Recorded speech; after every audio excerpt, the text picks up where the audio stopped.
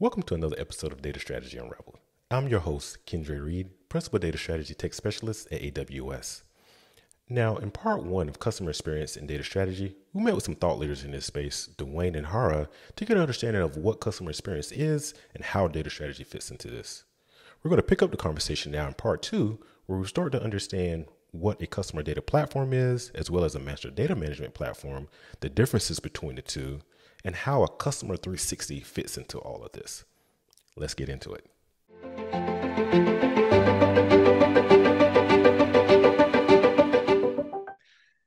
I hear a lot of customers saying, hey, I need a customer data platform, or I need a master data management, right? There seems to be a lot of confusion around, when or if to get one, or whether to buy it or build it themselves. So how do these customer data platforms and master data management platforms fit together, or are they separate? Can you span a little bit on that? Yeah, so they are separate. And that's the first thing I'd say. I think when I think about CDPs, Mhm. customer data platforms, it's very much around unification. I mean, there's other things in there as well, right?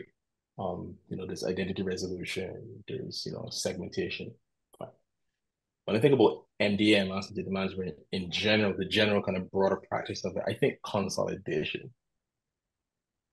Yeah.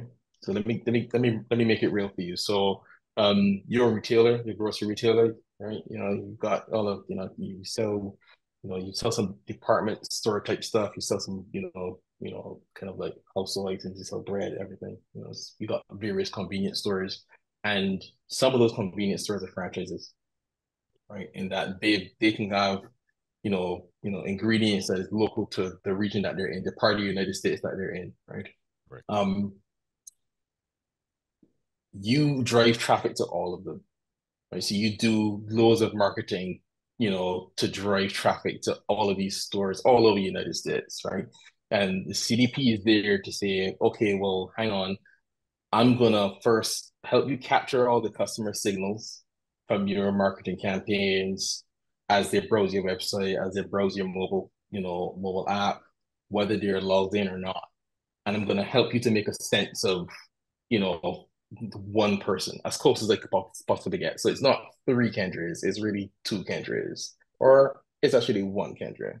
Right. Um, and that's in the digital sense. And then MDM now says, well, hang on, you've got lots of different products that are exactly the same all over the United States in all these different stores. And you've also got instances where Khendra may have shopped in Texas, and then he went to shop in North Carolina, and you've got two Khendricks also. So I think what MDM does in that sense is that it says, okay, well, all of the cheeses, all of the bread, all of the, package items, here's this one view of that so that all the stores can sell it and be consistent in their naming and everything around that. But also, here is that one Kendra as well, so that there's not, you got that golden record of both product and customer. When you merge that with what you get from the CDP, then you get something really interesting, right? You get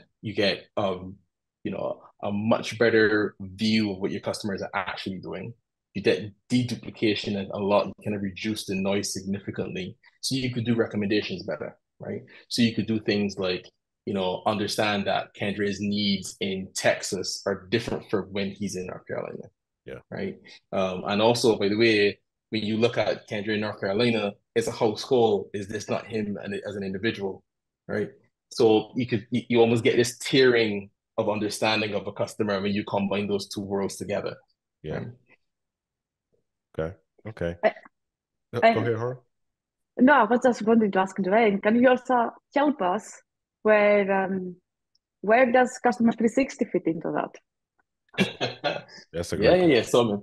So Customer 360 comes in when you combine all of those views. You've got to either do that deterministically. So let's say, you because you've worked out all the Khendras and all the Haras, and all the products, then you can stitch together with a common ID, right? Deterministically. Or you use probabilistic methods to say, okay, hang on, that name and that address, that's looking just about the same. If I if I kind of push it to one side and allow someone to validate it, I might realize that that's indeed the same person. So then I combine it, and that's your customer 360. So in customer 360 now, you've got, if you were to look at it, if you were to peer in and look at it, you'd be able to see, Hara, you see different Haras combined. You might see all of the interactions, right? All the products that she's interested in. So you get this very verbose object that you can look and you can see all the things combined into one, right? So that's your customer 360. Yeah. And just to add to this, and to link it to the question about data strategy, you can use this to enable organizations challenges or opportunities or use cases, as we call them. For example, think about effective marketing campaigns, personalized engagements, next best action, next best product, next best offer, also attribution and propensity models, cross-sell, upsell, segmentation, targeting, retargeting. So it goes back to that data strategy, how you can enable customer experience by enabling also this use case or challenging opportunities that the organizations have to enable their customers.